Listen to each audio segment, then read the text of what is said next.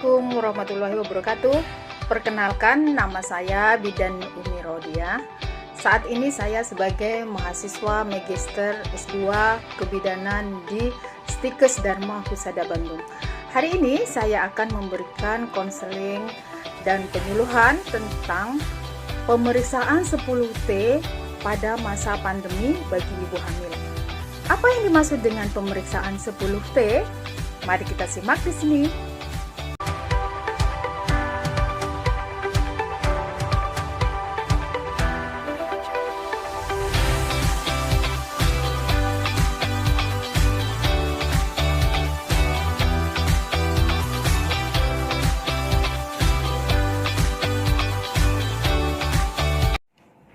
Jadi, ibu-ibu muda dan ibu-ibu yang cantik, yang dimaksud dengan pemeriksaan 10T adalah pemeriksaan kehamilan yang harus dilakukan oleh ibu hamil, yaitu meliputi 10 langkah T.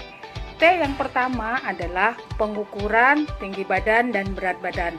Yang dimaksud di sini adalah bahwa ibu harus diukur tinggi badannya.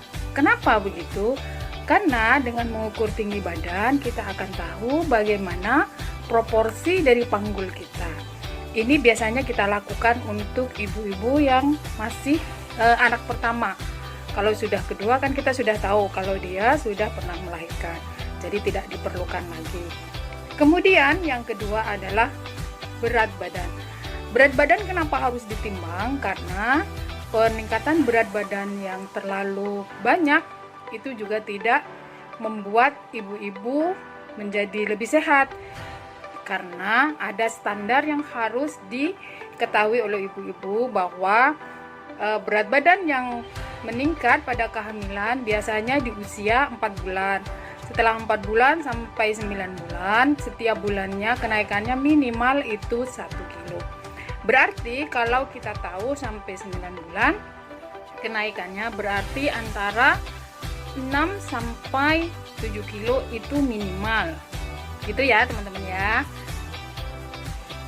Kemudian T yang kedua adalah pengukuran tekanan darah. Kenapa harus diukur tekanan darahnya?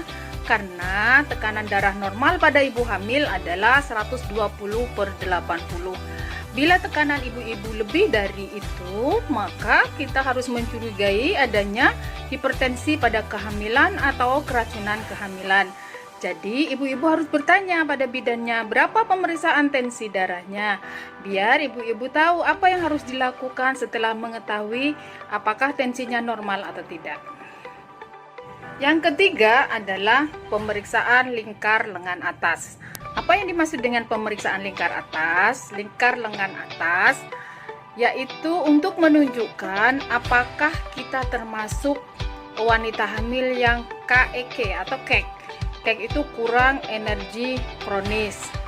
Artinya ibu itu apabila dia menjadi wanita hamil yang KEK, maka berisiko untuk melahirkan bayi berat badan rendah atau BBLR. Yang keempat adalah pengukuran tinggi rahim.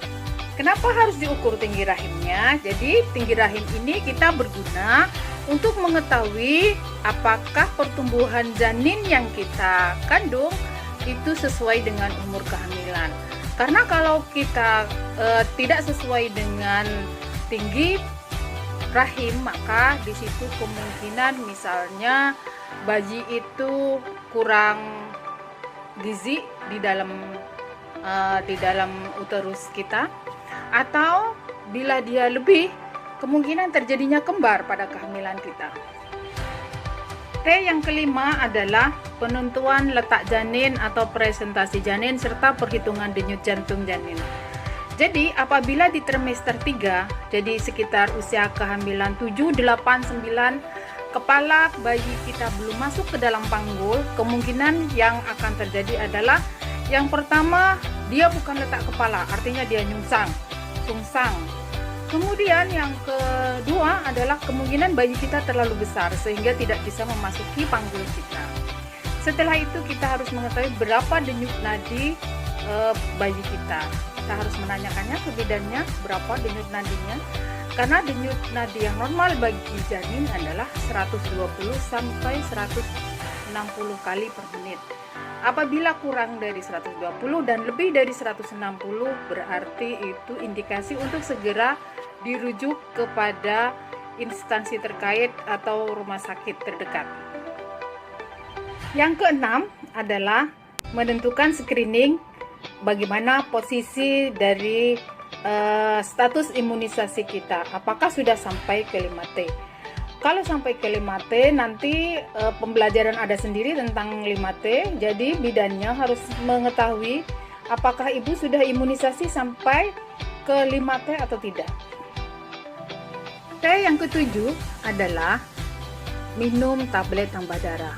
Seorang ibu hamil minum tablet tambah darah setiap harinya adalah 1 tablet. Minimal ibu hamil minum 90 tablet. Artinya selama 3 bulan berturut-turut ibu hamil tersebut harus minum obat tambah darah. Dan bagusnya adalah setiap hari ibu itu harus minum tablet FE atau tambah darah sampai dia menjalani persalinannya. T yang ke-8 adalah tes laboratorium. Apa yang dimaksud dengan tes laboratorium di sini? Jadi ibu hamil itu sebelum dia melahirkan dan selama kehamilannya dia harus memeriksakan darahnya dan urinnya di laboratorium. Pertama yang diperiksa adalah golongan darah. Golongan darah ini fungsinya adalah apabila terjadi sesuatu pada ibu hamil, dia sudah mengetahui golongan darahnya apa.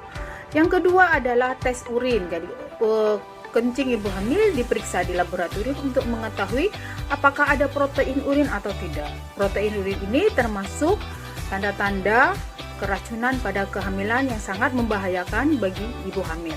Dan sekarang di beberapa kota besar ada tambahan untuk pemeriksaan, yaitu pemeriksaan HIV/AIDS. Jadi untuk menentukan apakah ibu hamil ini terpapar HIV/AIDS atau tidak.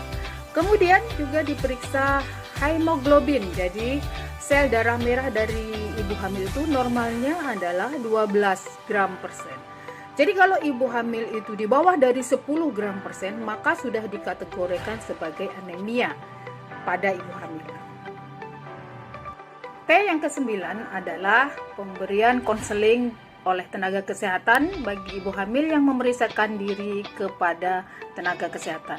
Jadi tenaga kesehatan itu akan memberikan konseling kepada ibu tentang bagaimana inisiasi menyusui dini, bagaimana agar ibu menjalani persalinan normal, bagaimana ibu merawat seorang bayi, bagaimana ibu dalam masa nifasnya, kemudian bagaimana KB-nya, itu sudah diberikan konseling atau petunjuk bagi ibu dari bidannya. Sehingga apabila ibu periksa ke bidan tidak memberikan konseling, ibu harus banyak bertanya, sehingga ibu akan siap apabila terjadi hal-hal yang tidak diinginkan.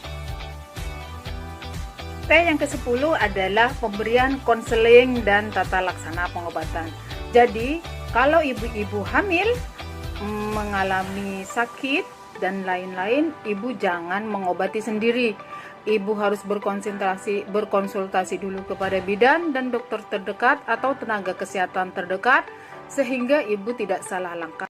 Jadi ibu-ibu cantik, inilah 10 T yang dimaksud dalam pemeriksaan kehamilan. Terima kasih, jangan lupa di subscribe, di like and share sehingga saya akan bersemangat untuk membuat video-video berikutnya. Terima kasih, dadah.